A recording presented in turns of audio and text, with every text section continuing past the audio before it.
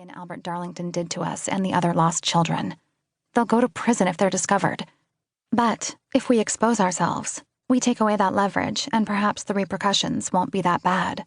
We're exposed, maybe studied, and Marcus is left with no reason to come after us. Everything would be out in the open. What could he do to us then? Revenge. I clenched my jaw, stopping my chattering teeth. She was right. A sane person would probably give up if he knew he'd lost the battle. An image of Marcus confronting me in the warehouse only a week ago swirled in my mind. Those cold eyes, that baleful stare. From what I'd seen, Marcus wasn't sane. More like insane, with a capital I. He didn't seem to find anything wrong with entrapping people and mercilessly studying them. But we're stronger together. We can beat him. I know we can. Somehow my tone wasn't quite as convincing as it had been the other night. At that time, I'd tried to reassure Flint that we could handle Marcus. But suddenly, I wasn't so sure. Di's lips pursed. She rubbed her arms. Let's go back in. It's getting cold. We found everyone else, except for Micah, Jasper, and Flint, in the home theater. Scents of popcorn filled the air. I guessed someone had watched a movie not too long ago. However, Father was currently replaying the news clip featuring Marcus. It had aired on TV the other day. He watched it with a frown, his arms crossed. As usual, he wore an expensive sweater and pressed slacks.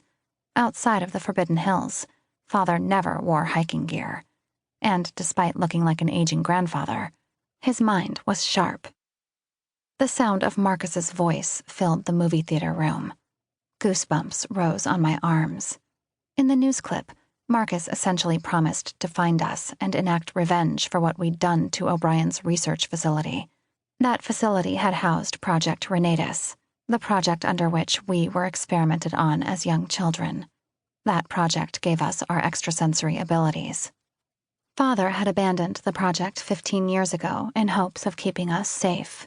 He whisked the 8 of us to the wilds of Colorado to live in hiding in hopes of avoiding Marcus's wrath and O'Brien's sadistic practices. And while most of us weren't blood-related, we considered each other family. It didn't matter that Father wasn't actually our biological parent. He was like a father to me. For the past 15 years, Father had done everything in his power to keep us safe. Now, our safety was in jeopardy. Choosing to rescue the new 3, Susanna, Luke, and Edgar, from O'Brien's subterranean lab in Chicago, had opened a door to a long-dead world that Father thought we had escaped. Since returning from Chicago, we'd holed up in this house, trying to figure out what to do from here. "Turn it off, Father," Jacinda pleaded. "There's nothing more we can learn." My half-sister, my only blood relation in our strange family, sat on the plush couch beside Luke. Jacinda's long blonde hair, supermodel looks, and coltish legs would draw anyone's eye. As always, she was breathtaking. However, she looked tenser than normal. Her eyes weren't as bright, and worry lined her lips. The stress of everything finally seemed to be catching up with everyone. Father didn't seem to hear her, though. He pressed a button on the remote and watched the clip again from the beginning. Marcus's words and gaze chilled me as he stared at the news camera. He promised to find the perpetrators and hold them accountable for blowing up O'Brien's warehouse. His eyes were cold and dead-looking. They were the eyes of a soulless man. I remembered Marcus's cloud, not only from when I was 4 years old and imprisoned within O'Brien's cells, but also from my encounter with him only a week ago.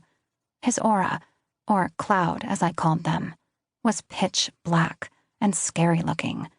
Marcus's cloud was as evil as they got. I still shuddered thinking about it. A subtle wave of air drifted across my cheeks when the theater's door opened.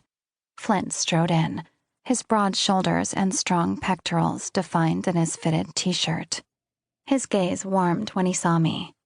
"Lena, there you are." He slipped his arms around my waist. Spice, wood, and tangerines fluttered to my senses. I'd know that scent anywhere. The anxiety that had been strumming through me abated. The safe feeling that Flint evoked folded over me.